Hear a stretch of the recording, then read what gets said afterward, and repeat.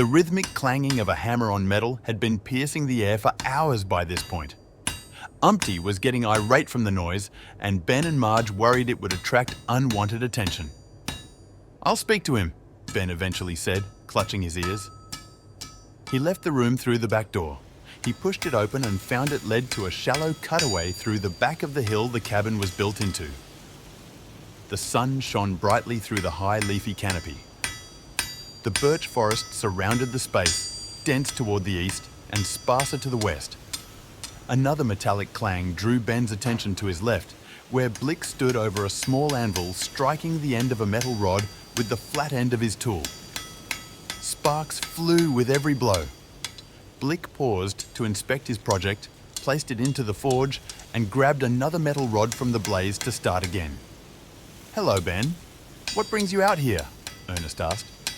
"Apart from the noise, I presume." He stood a little way off near a crooked rack with metal hooks on top. Each one held one of the deer he had hunted earlier.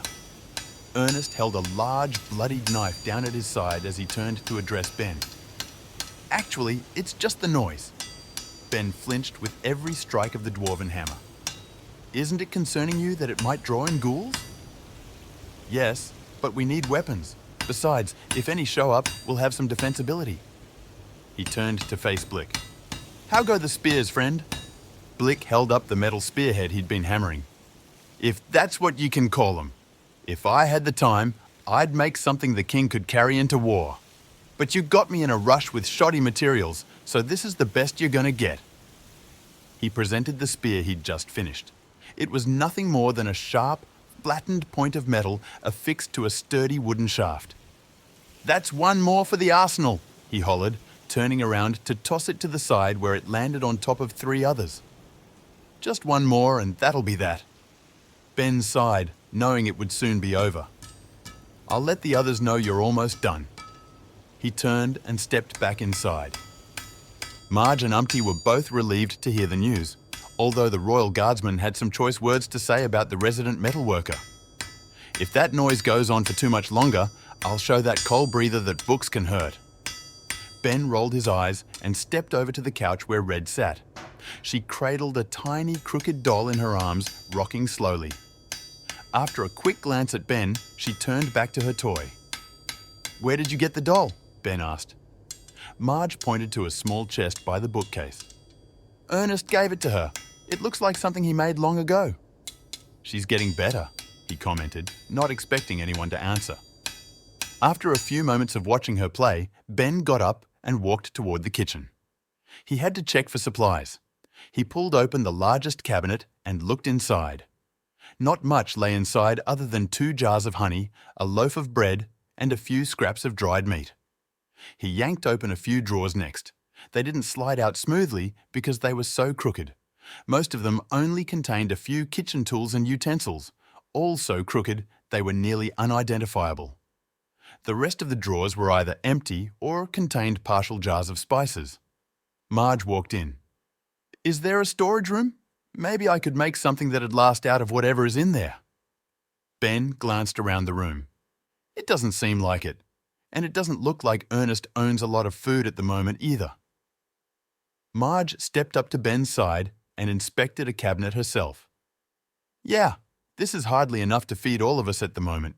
We're going to need to get more, and very soon." "Well, Ernest's dressing the 2 deer he caught right now, but that might not last so long with all of us."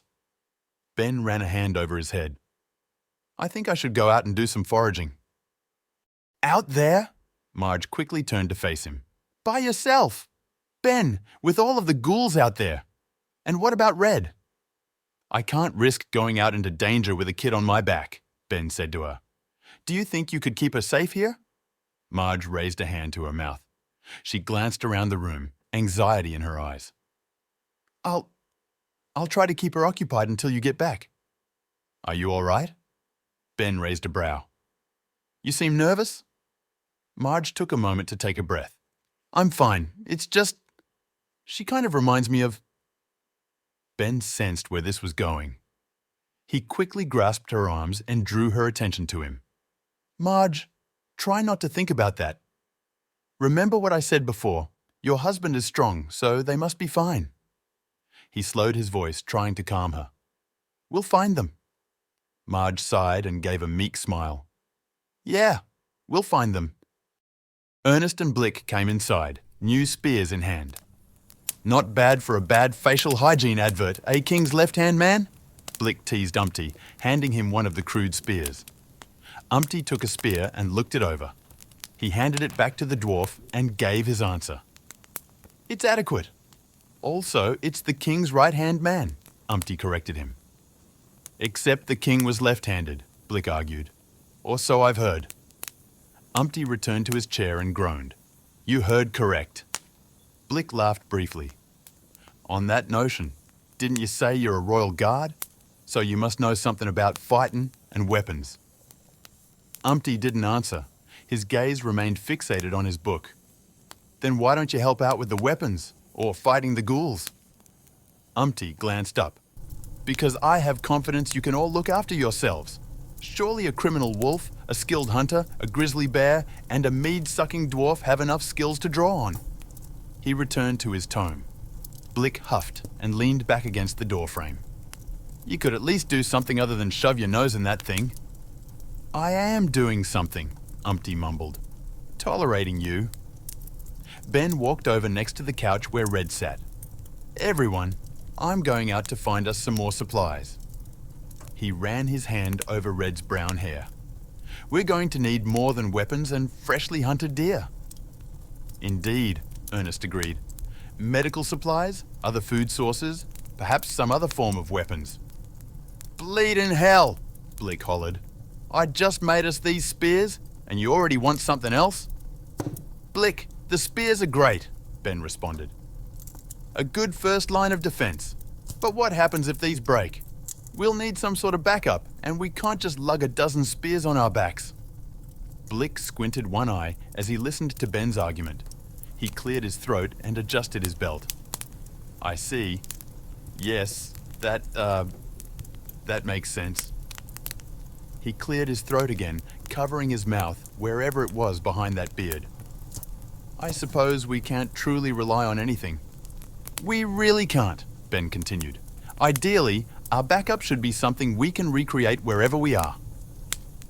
"You suggest maybe a club made from a tree branch?" Blick suggested. "Anything would work, as long as we can defend ourselves." Ben walked to the door. As he grasped the handle, he felt a small hand tighten around his tail. He flinched and turned around to see Red had followed him again. She stared up at him with a faint look of concern, her brown eyes looking more alive than usual. Ben knew it wouldn't be wise to bring her along into the woods. He turned around and knelt to address her.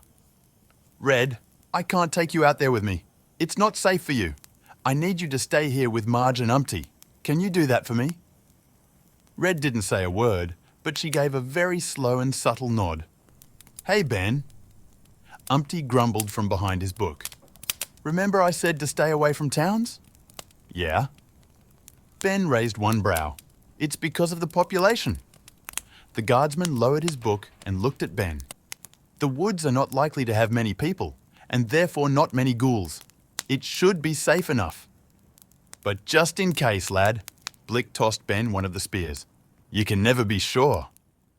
Ben took the weapon and strapped it onto his back and turned back to the door. "Also, Ben," Ernest grabbed Ben's shoulder as he passed, "you should take the viscera from the deer I just dressed with you. Better to dispose of it somewhere far away." He pointed to a large sack he'd left beside a tree. Ben nodded. "Will do." "Ben?" Marge beckoned. "Yeah?" "Stay safe out there." Ben gave a sharp laugh. "I have a knack for getting into trouble, but I also have a talent for getting out of it."